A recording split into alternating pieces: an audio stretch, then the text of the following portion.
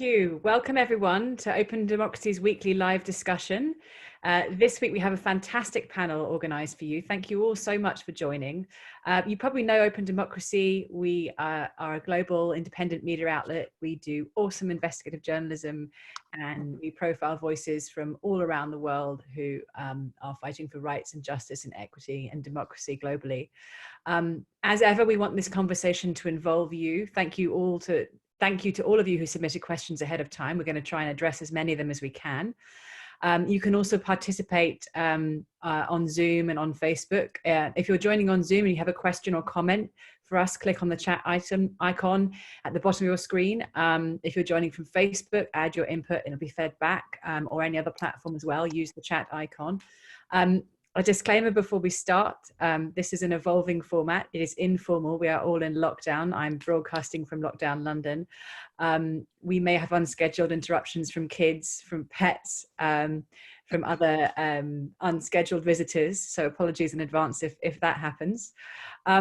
Today, we're joined by three women leading the fight for justice and human rights globally. It's a fantastic panel. We have Latanya Mapp Frett, who's president of the Global Fund for Women, dialing in from San Francisco today. She's also the former executive director of Planned Parenthood Global. We have Helen Kennedy, director of the International Bar Association's Human Rights Institute and a Labour member of the House of the Lords here in the UK. Very, very experienced human rights lawyer. And we have Monica Roa, who's founder and director of Bridges, which promotes strategic thinking in the human rights and gender justice world. She has an incredible string of accomplishments to her name, including in 2006, when she and her organization persuaded the Constitutional Court of Colombia to overturn the ban on abortion. She's dialing in from Spain today. Thank you all so much for joining. We've had so many questions ahead of this discussion, and I'll touch on some of the themes that have come up most often from participants. So lots of people have been writing to us about concerns around women's rights and particularly the increased threat of domestic violence during lockdown. There have been questions on the rights of the often most marginalized communities across the world, from LGBT people in places where homophobia is still rife, migrants and refugees in precarious situations, indigenous peoples. And of course, there's been lots of concerns about increased surveillance.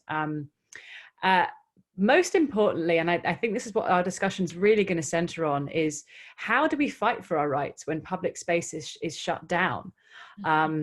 Who's innovating? What can we see that's happening around the world that we can look to for inspiration and guidance and build on learning and knowledge in this fast changing situation? So those are going to be the broad themes of our discussion. And I wanted to start by asking all of you to tell us about the most concerning trends and developments you're seeing in your work, in your networks. Latanya, I'm going to come to you first because you've written for us about how COVID-19 poses an existential threat to human rights and activists worldwide.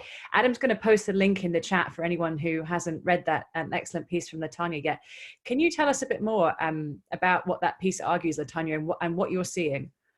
Thank you so much, Mary, and thank you for all the panelists and the participants in the conversation.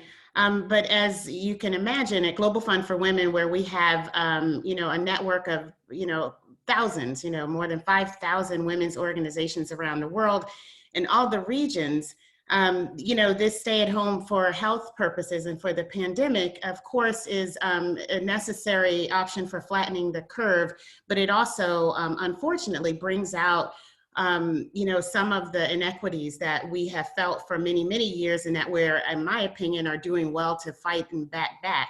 But at this time, it becomes extremely difficult. And so we're hearing from our partners across the world, and they're talking about rises in authoritarianism, the military being used in places like South Africa and others. In Kenya, I just heard from some of our friends where that's happening.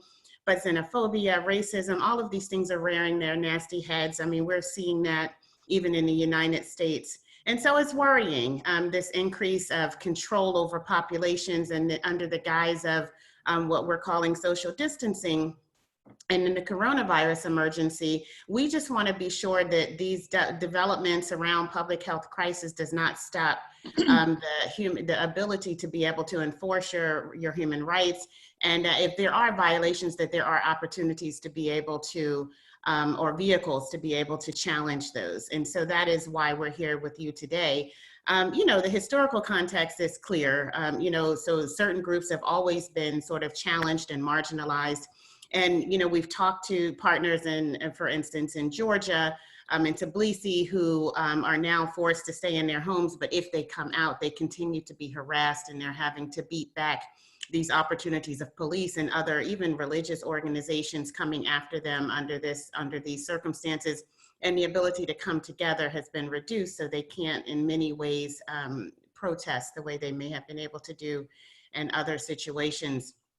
I mean, in the US, many of you know that politicians here have exploited this emergency by classifying abortions as non-essential procedures, which of course, as all of us know, that, sexual and human rights is essential, and this process and procedure has to be seen as that. We heard from our colleagues in Uganda about LGBT youth that are being beaten and arrested under the pretext of stopping, the spread of the virus.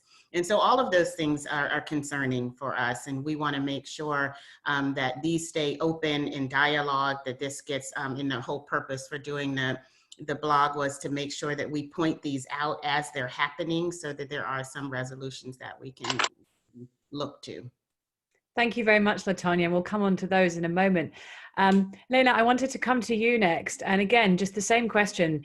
There's so much you could pick up on, but from your perspective, from your work and the networks that you're active in, what are the most concerning trends and developments you're seeing as a result of this pandemic? Well, it sounds so reasonable that we're presented with a horrifying pandemic. Nations are saying we have to therefore curb freedom of assembly. People have to stay indoors. There has to be quarantines, distancing, and all that social distancing, and so on. And the public generally accept that kind of injunction and removal of their rights for a limited period. But what we're seeing is increasingly governments are using it as a veil to actually cover their power grabs. And the obvious places have been covered widely in the Mail, and most of your listeners and watchers will know that we've seen it with Orban, we've seen it with Duterte. I mean, Duterte going around instructing his police and armed forces that they can shoot people if they come out of their houses and they think they're being insubordinate. And so in lots of places, lots of it being used to discriminate against groups that are vulnerable, just as Latanya said. We're seeing it in relation to LGBTI groups, but we're also seeing it quarantine being used in ways against human rights activists. We've just been intervening because of a young woman, law student, but activist, picked up in Vietnam. I mean, she is Vietnamese, but she'd been in Thailand working. She went back, she was put into quarantine, but they used it as an opportunity to actually remove her mobile phones, to remove her property, to remove her computer, to actually use it, and kept her there. And so quarantine is being used as a way of actually interfering with the rights of people. The same with the human rights activists in China.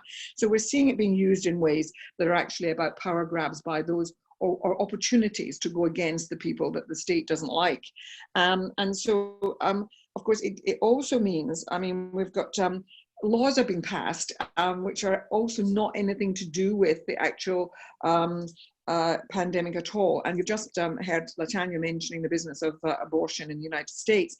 Poland has passed an abortion law. And of course, because there's no freedom of assembly, just as you were saying, women can't go on the streets and can't demand reproductive freedom and so on.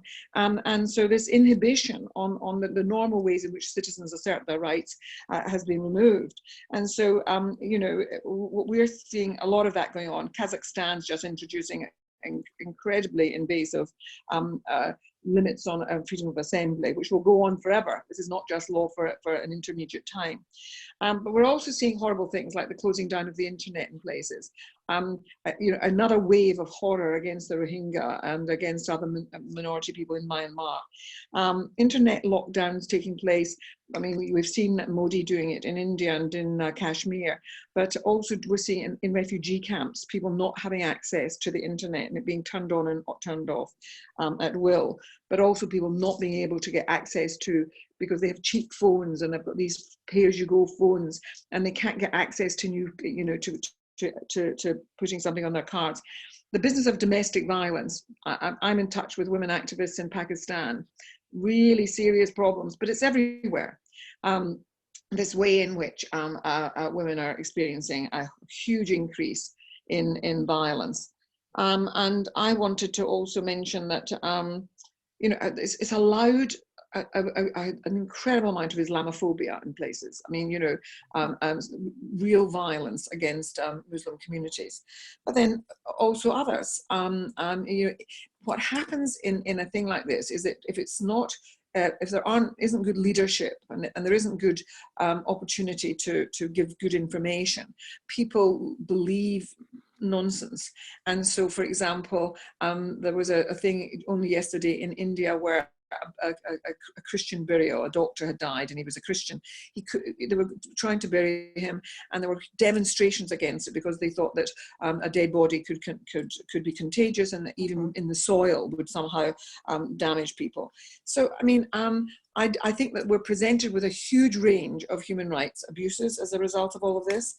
None of them are new to us, and we also know that this contagion was traveling hand in hand with another contagion, which was the rise of populism, and so the coming together of those two things is leading to an even more accelerated power grabbing and removal of rights. But one of the things that we do at the Human Rights Institute for the International Bar Association is that I organize trial observations in horrible trials in places, and we've been doing them in Turkey, and we've done them in many different places in the world, and that's all going to stop. You see, we're not being allowed in, but the trials will go on. But it will be used as a way of keeping out the independent eye and sometimes courts are kept on their mettle because they know they're being watched. So I think that under the veil of this contagion, we're going to see terrible abuses, even worse than we've been seeing before. Thank you, Helena. Yeah, I would mention a piece that we published on Open Democracy a few days ago, which talks about how Turkey has released thousands of prisoners, but not the dissidents. Oh. Dissidents are still in jail, even though people who are convicted of petty and serious crime are now out of jail. We would, I think I'm going to encourage Adam, my colleague, to put that story in the chat function as well, because that's had a lot of readership and attention. You spoke a lot about how the crisis is exacerbating long-term inequities, injustices, and political trends that were already creepingly authoritarian or nakedly authoritarian in the case of Duterte in the Philippines. Monica, I wanted to pick that up, and again just to ask you, reflecting on what both Latanya and Helena have said, what would you add to the picture of the concerning trends, developments you're seeing in your work? Well, I do agree that the part of the problem is that the crisis is exacerbating all the human rights problems that we had before, but at the same time it's making harder to make them visible. They're not, everything comes second after having that corona crisis. So everything is not a priority. In Latin America, I've seen the issue of poverty. We're sort of assuming that people have a roof to quarantine in, and that's not true in many cases. And that, of course, includes people, for example, people from the trans community very often live on the streets.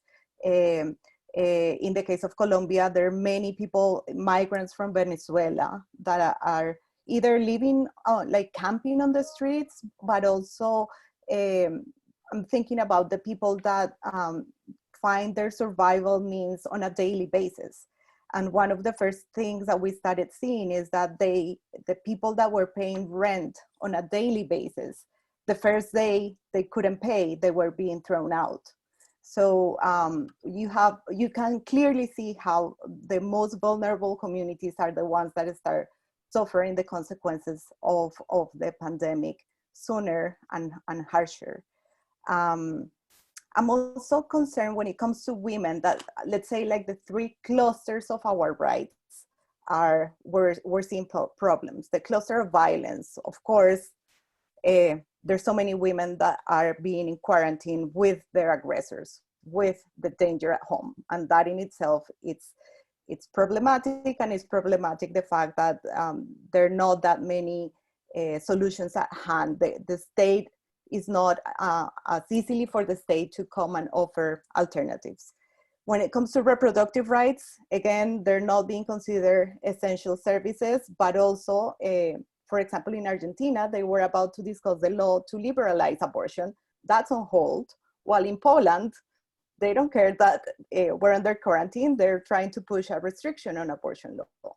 So that's when it comes to reproductive rights. When it comes to equality, we're all doing the care work once again, even women that had never cared so much about the issue, in many cases because they had domestic workers that they could pay off. Well, now they're discovering that without the domestic workers, without children going to school, suddenly their husbands are expecting them to take care of all the cleaning and the children and everything else, plus continue to do teleworking whenever they can.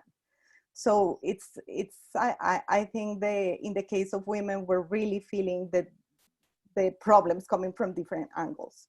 And just to finish, I do agree with what both Latanya and Helen said about authoritarians. My concern is that in many cases, it's the citizenship demanding strong measures. Mm-hmm. We are willing to give up our rights because we see this as a crisis, and we are asking for example, in Brazil, in which the president has not wanted to make those strong decisions. People are claiming that on one hand, on the other hand, trying to quarantine themselves. But then in other places, they have not been shameful in being, restricting rights and eliminating freedoms. And I wonder how easy it's going to be for us to gain them back after the crisis, whenever the end of the crisis is over.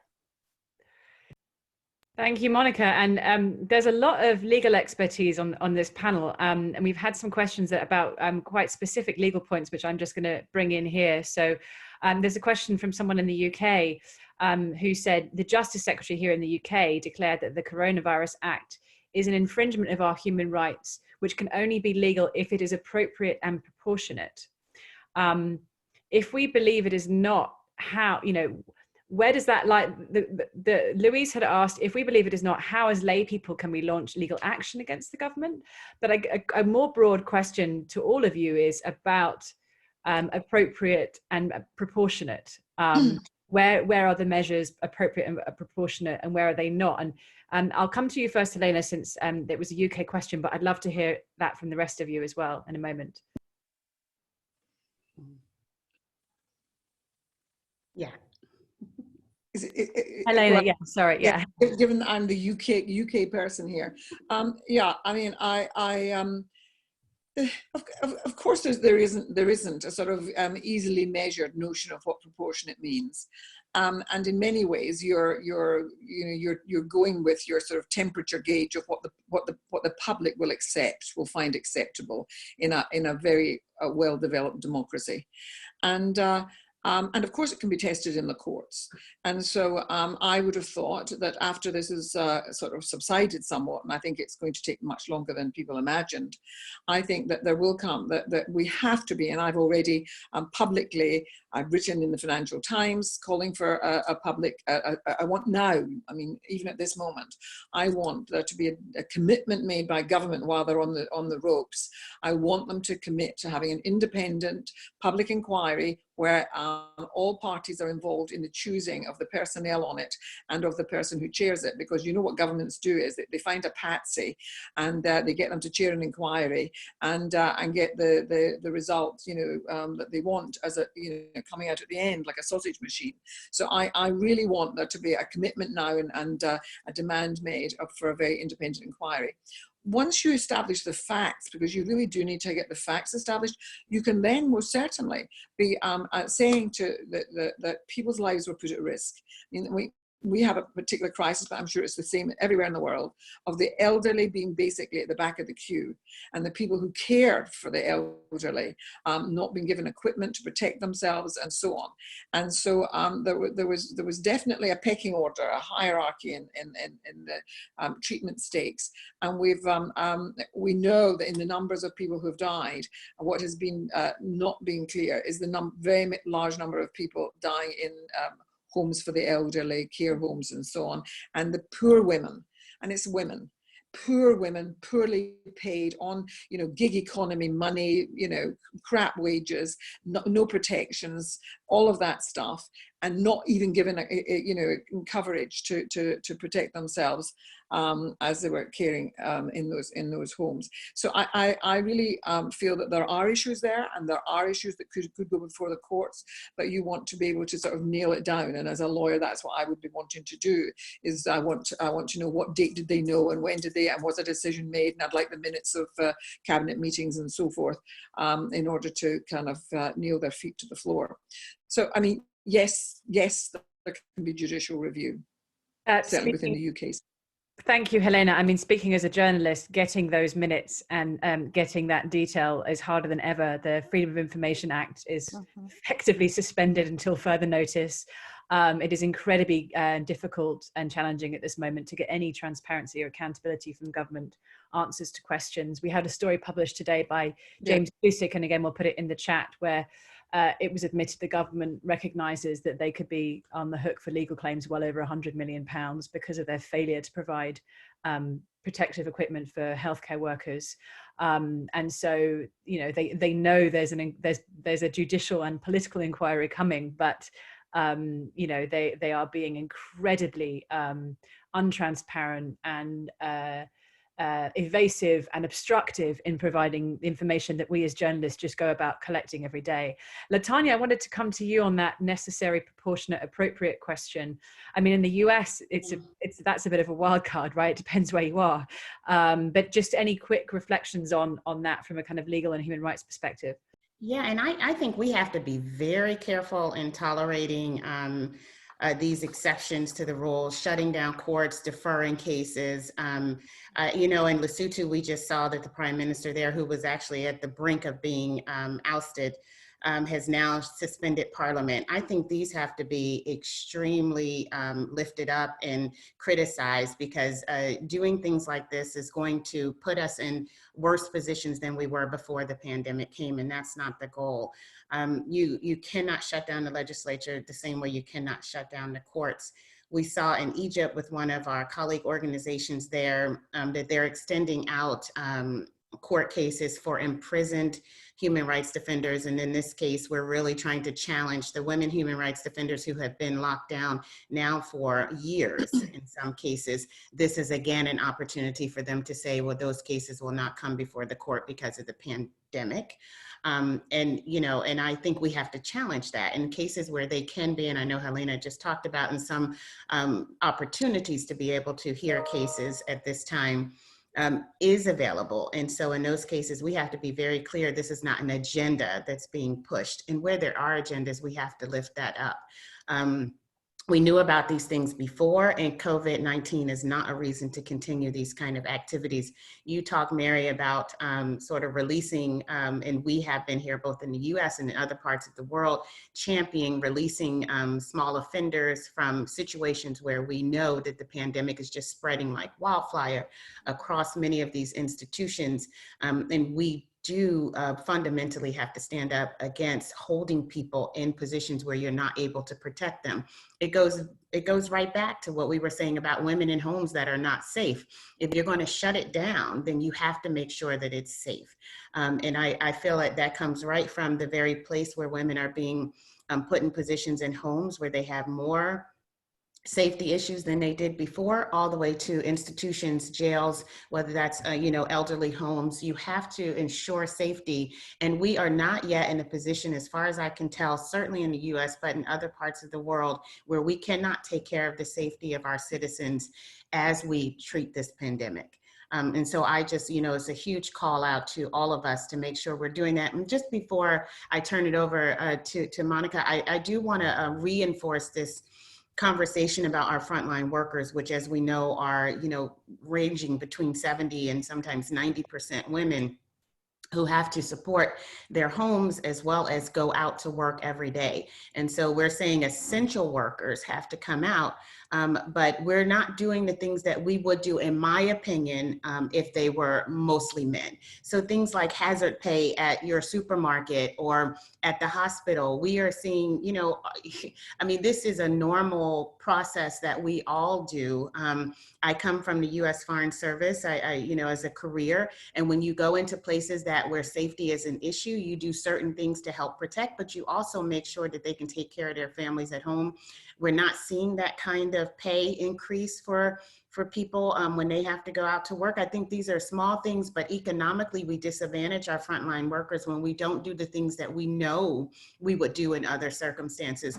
And so I do want to just call out all of the issues that both Helena and Monica are talking about when it comes to poverty and the relation between human rights and poverty, and how we are at this point, in my opinion, not very focused on that. And the economic justice issues come right along with all of the other human rights justice issues that we're talking about right now. Thank you very much, Latanya. Yes, on that poverty point, we've started a campaign here in Britain, which is about catching everyone in the safety net. In this country, the government has bailed out some workers, some industries, but the result is that actually the most vulnerable and marginalized people in our country are falling through the safety net and not getting the assistance they need to live safely. And we can share that in the chat as well for anyone who wants to sign it or share it.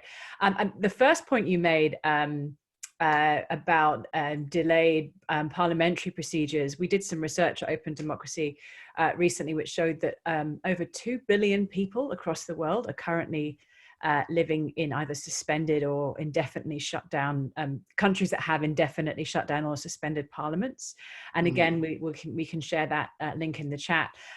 It's part of the project we've been doing to monitor the crackdown on democracies and human rights across the world. So you want to sign up to that newsletter. It's opendemocracy.net/corona crackdown.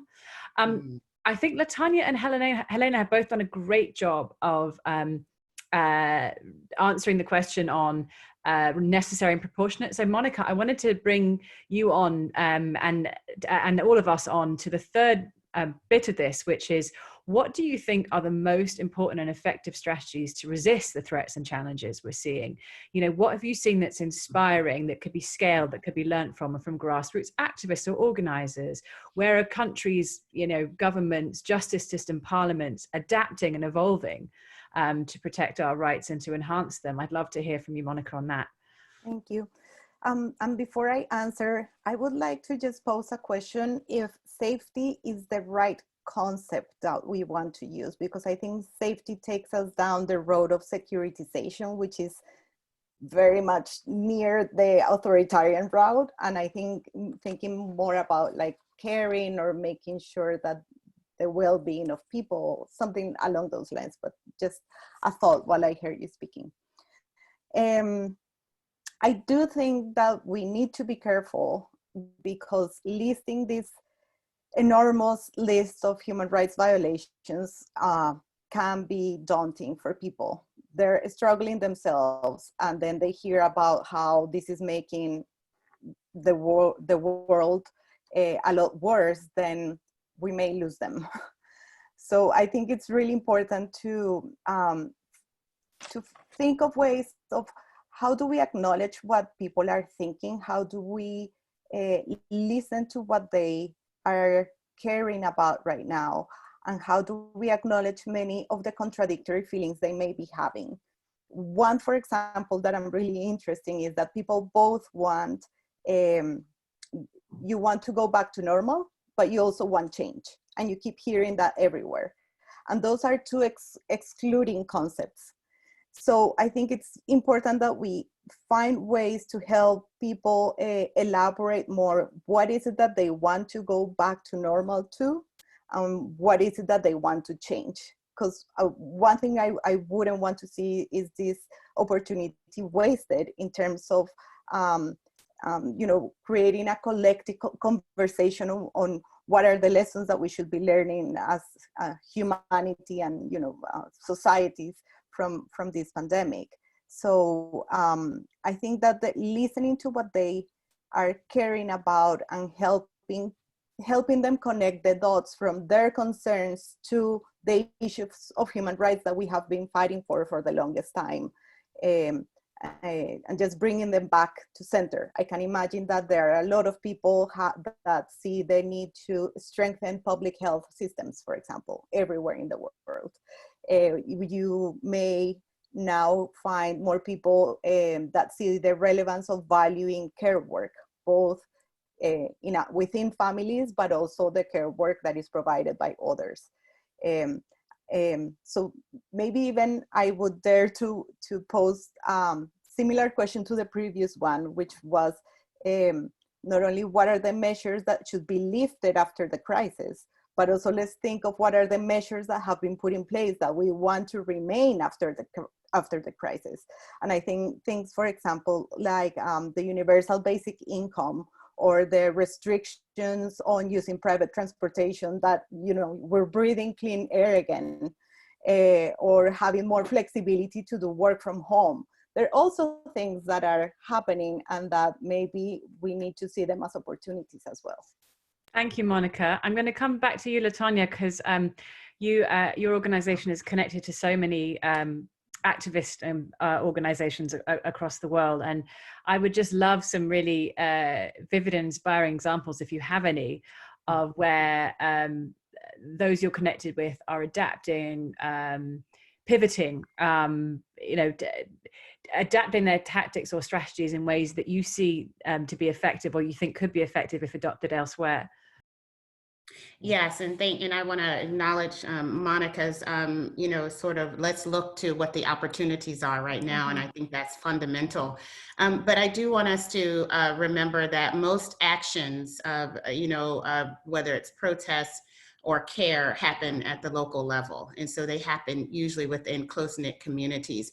And so I am and have been sort of ringing the bell around, you know, supporting those communities and ensuring that we have funding for organizations. And what Global Fund for Women has been doing with many of its grantee partners is making sure that they're able to pivot and use their resources in ways that they feel are going to provide the most care for their communities. And I think, you know, big global decisions, even big national decisions, should be secondary and in response to what communities find they need, and support civil society organizations that are trying to do that work and to ensure that their communities are receiving what they need during this time, especially of lockdown. And I think that's how you ensure an equal world. It's happening, is ensuring that we're listening to what's happening in the communities, and we're listening and allowing decisions to be made by local leaders.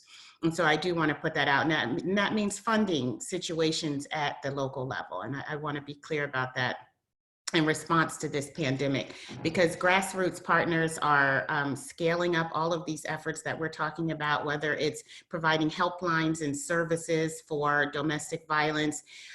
They're organizing anti-racist responses online. I just saw a really cool example of what you might call a parade, but where people are actually protesting in cars as opposed to on their feet.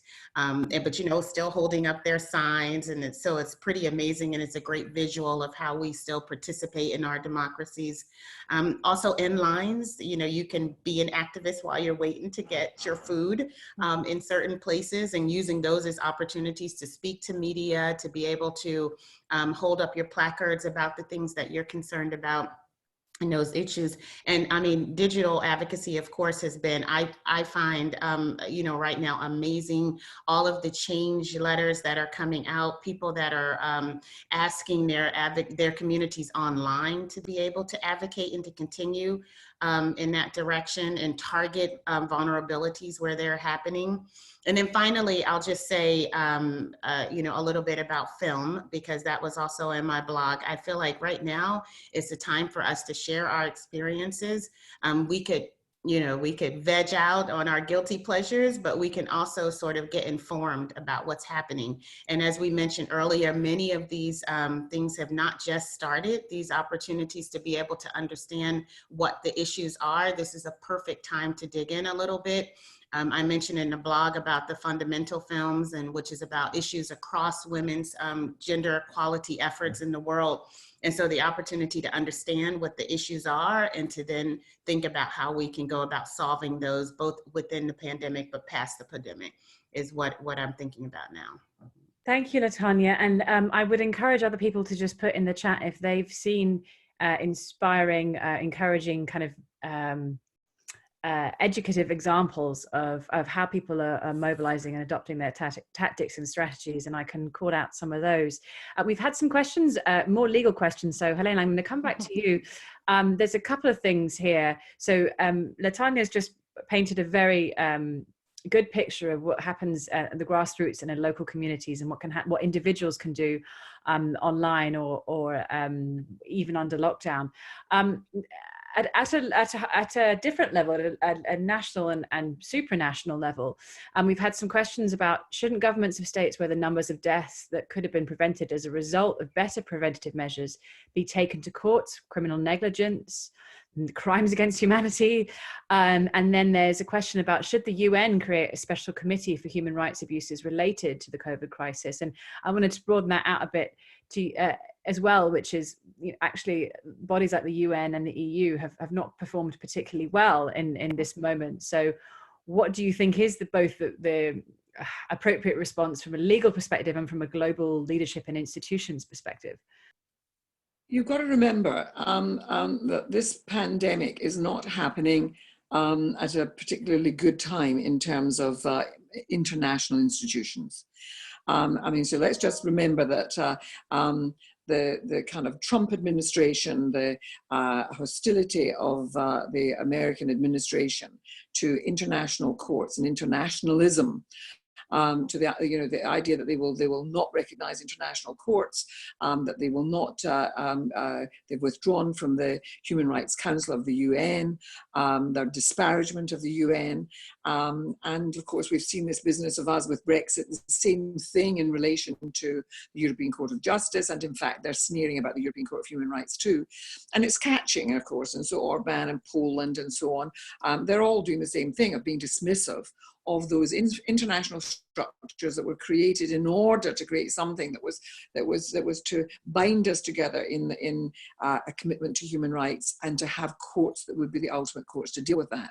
That's all been undermined hugely, and so the effect of that has been for the UN to be somewhat on the back foot. And has been remaining silent, and I've been critical of it on many of the things. I was involved, for example, in the Khashoggi inquiry in Turkey, and I went with the rapporteur Agnes Kalamar as her legal expert in criminal law, and Saudi, you know, the way in which the international community was silent, but the UN too, the poverty of activity when it came to an egregious affront to the rule of law, and nothing was done. And all I would say is, it's because there's a fear afoot in those international institutions that that if they're not careful, like dominoes, that other countries will start following the American track, and that we will end up dismantling the very thing that was built after the Second World War. Mm-hmm. Now, so that's why we're disappointed. with internationalism and international law. But I think it will reassert itself after this, or it could do. I mean, this is one of those moments, as a transitional moment. And I remember feeling back in 2007-8, when the great economic crisis took place, I thought, here we are. This is our moment. There will now be recognition that neoliberal economics, that whole business of the Chicago schools way of doing business, of monetarism, that whole way which enriched the few at the expense of the many, that ghastly turbocharging of markets into every part of our lives, including justice, including health, and everywhere, and the diminishment of the idea that we are communities who should be supportive of each other, but there should be small states and so on. Well, we're suffering the consequences of all of that now, because a shriveled state means that we haven't had the equipment to deal with this pandemic. So all I would say is that it didn't happen then. It didn't happen in 2008. We failed the test. We allowed the rock to fall back into the hole again, and for the same people who had a power grab on the systems and the institutions to maintain it. This is a moment where we have to say that's not going to happen. And so people like Latanya and Monica and myself, who are human rights lawyers and human rights activists, we know that this is firmly bound up in economic structures too. And so we're not going to change anything around human rights and liberty and civil liberties unless we also, at the same time, are changing the economic structures. And this is a moment for change. Now, there'll be a lot of people who will want it to go back to the way it was, who want us to go back to how it's been. This is the time when we have to say it can't go back to that. And we have a different value system. And we're going to value the people who care for each other and the women who work in those roles. We're going to value those who do jobs that have dangers attached to them, and pay them properly. That we're going to start thinking about what communities need, and we're going to stop this business of just packing money into the hands of the few at the expense of the many. So I don't think you can disentangle this. Human rights are actually deeply involved with economic rights, and we have to recognize that. Am I optimistic? Yes, I see it as a moment that if we could grab it, we could change the world. And we could really do something about human rights in the world. But by God, it's going to be a hard job, because people who've got power do not like to give it up very easily. And there's some bad guys around just now. Thank you, Helena. Taking your optimism at the end of what you just said, Christina from Spain says, I feel in Spain there's bigger consciousness about the need to regularize their administrative situation of migrants, give them better access to rights, the importance of work-life balance, the importance of a public health system, the rights of female domestic workers, compared with the financial crisis of 2008. Now people are demanding to save everyone, not just banks or big companies. Do you think this social conscience is happening elsewhere? So I'd love to hear from participants in the chat about that. Are you seeing that? Are you detecting a difference from how things were in 2008? Do you have more cause for hope and optimism?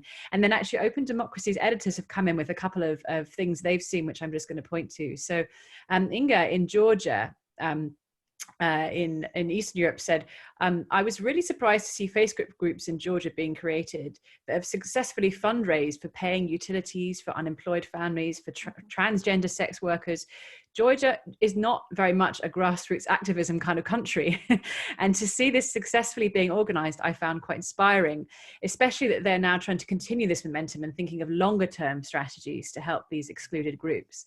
That's a fantastic thing to be sharing and celebrating right now. And Lydia, who's our Africa editor based in Kampala, writes that Malawi's High Court blocked the government's attempt at a lockdown, insisting it must first provide aid to the poor, which I think is, and get, from grassroots to, highest national legal institutions. Those are some pretty inspiring examples of what's happening. And I'd love to hear your responses to those and anything else you see that that's developing there. I'll go to you next, Monica.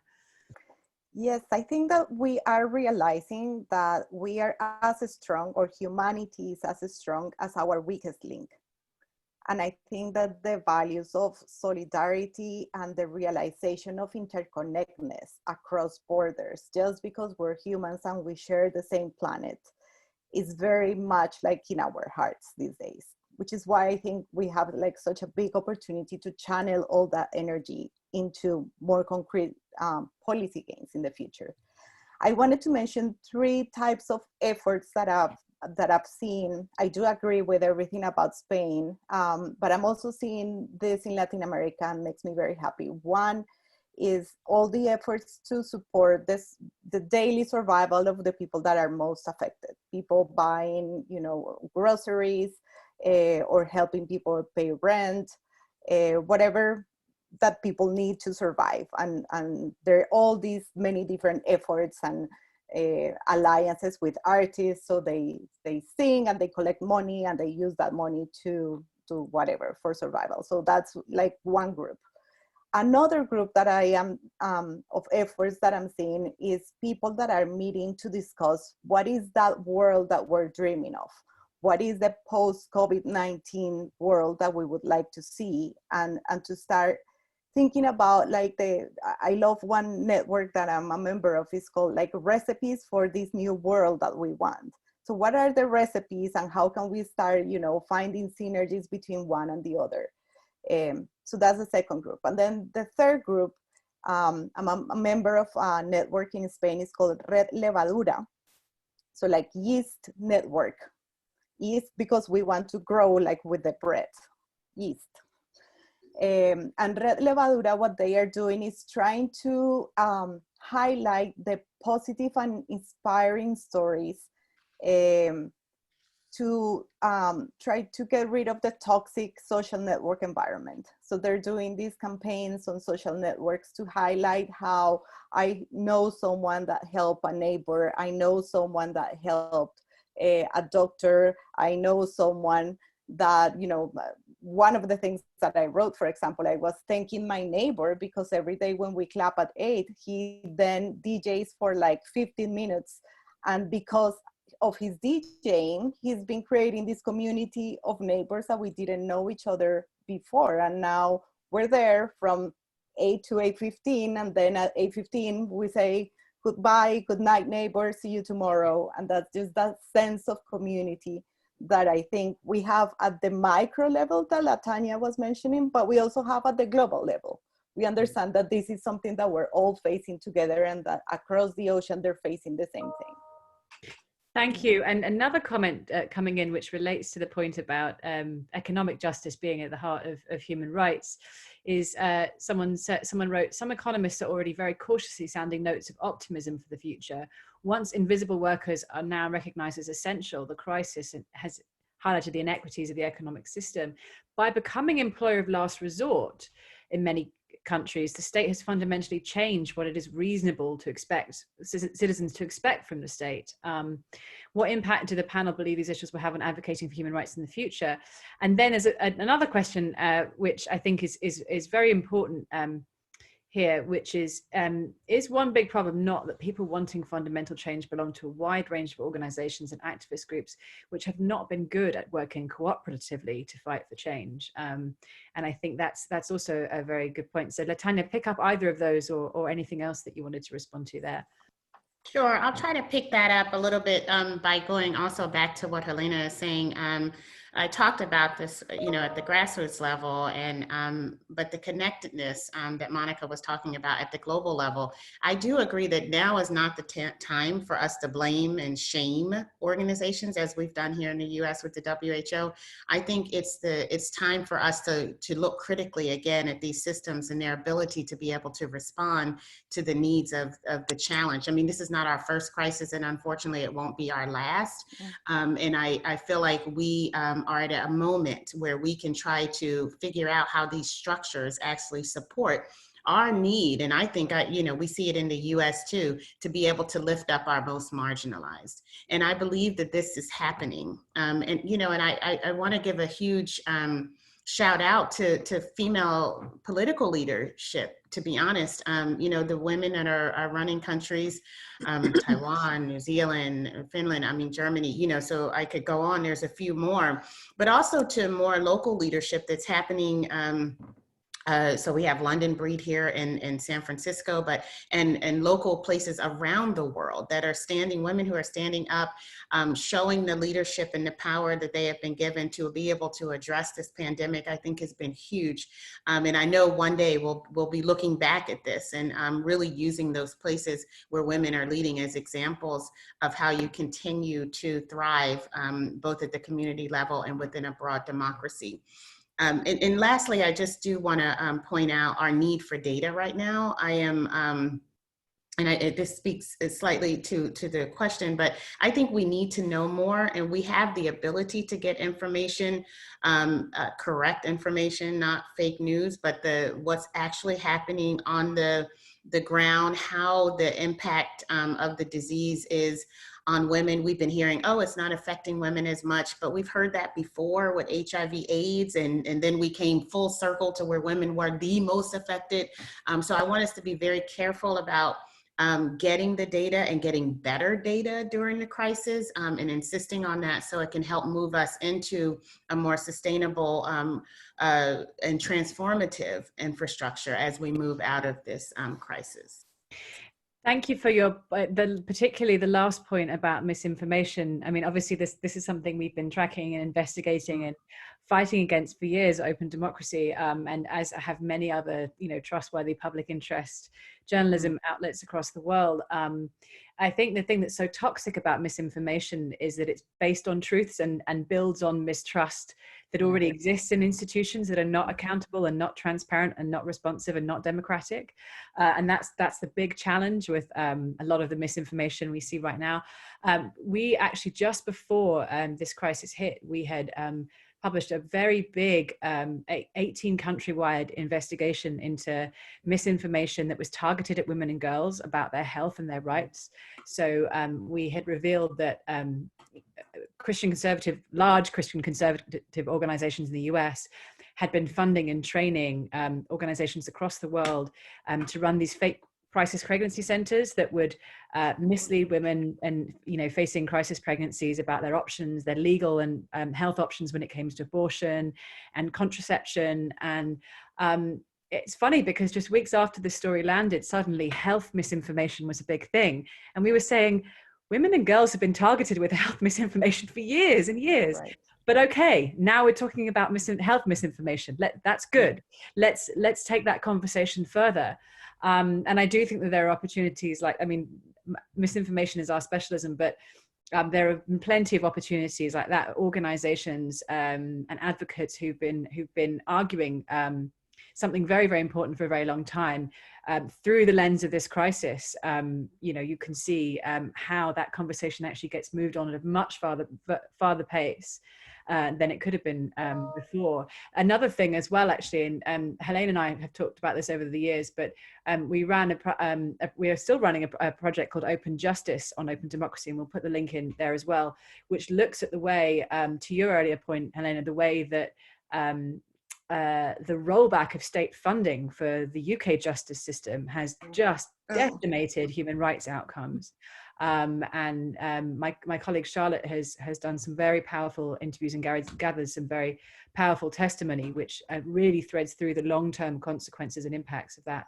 And that we've seen that in other places across the world as well. But maybe Helena, just lastly coming to you, is there any opportunities you see now for issues that people have been campaigning and working on for a long time that could be accelerated through the lens of this moment? You know, anything very specific that you see people have been arguing for a very long time that now feels possible? Well, it was Monica who mentioned the universal basic income. I mean, I think that's one of those things that we should be all talking about and trying to push for. And again, it's been something that I kind of bark on about. But I do think that Latanya said something that I don't want us to miss.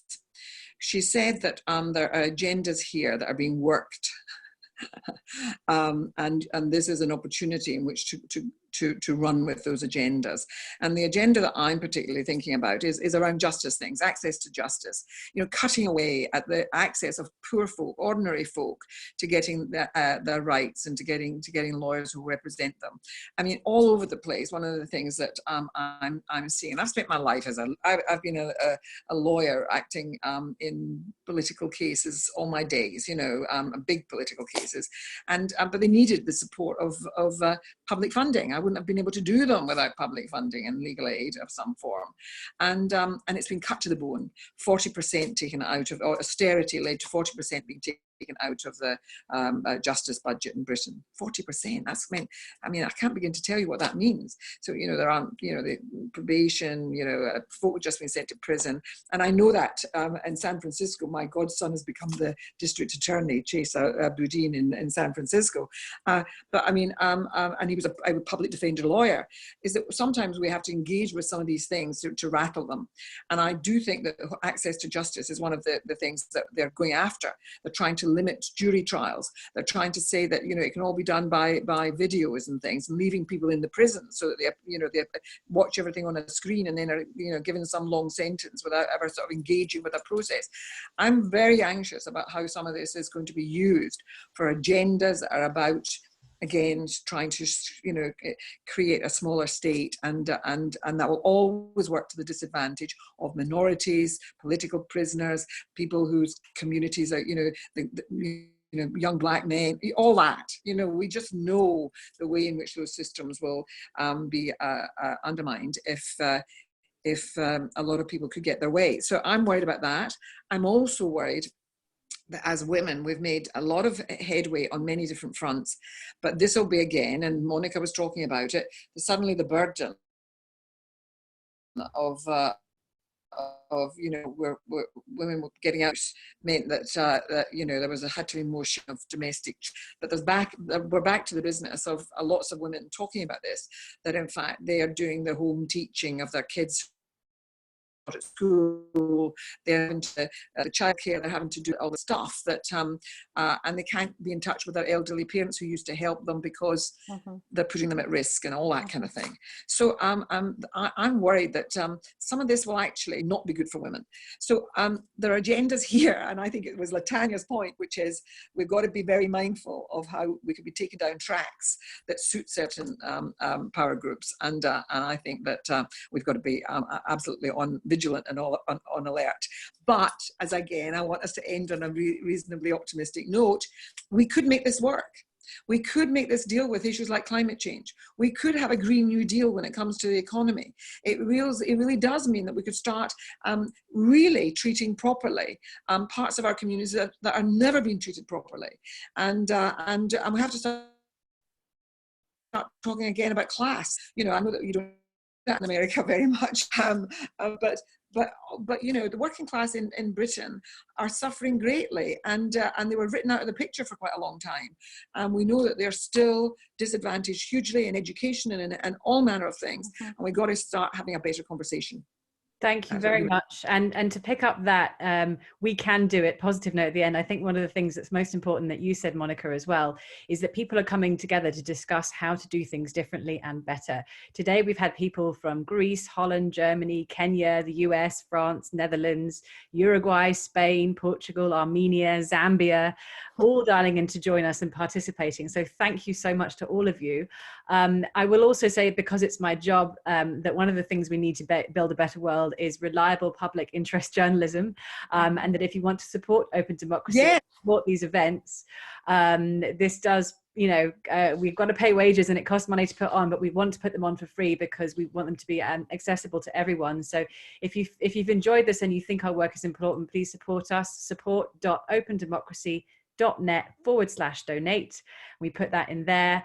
And we're also hiring for a fantastic investigative journalism role in the United States. If you know anyone who's an awesome journalist based in the US, please share the job ad widely, and we will also put that in the chat now. Thank you so much to my awesome co-panelists, all top women and human beings. Thank you so much for agreeing to participate today. And thank you to everyone who joined us. And next week, we're going to be talking about justice and poverty, actually. And if you want to hear more about that, please sign up to our newsletter, and we'll keep you informed. Thank you so much to everyone. Have a good day. Thank you. Thank It was you. a privilege. It was Thank you, wonderful. Mary. Thank you, Monica. You. Take care. Thank you. Take care. Bye-bye.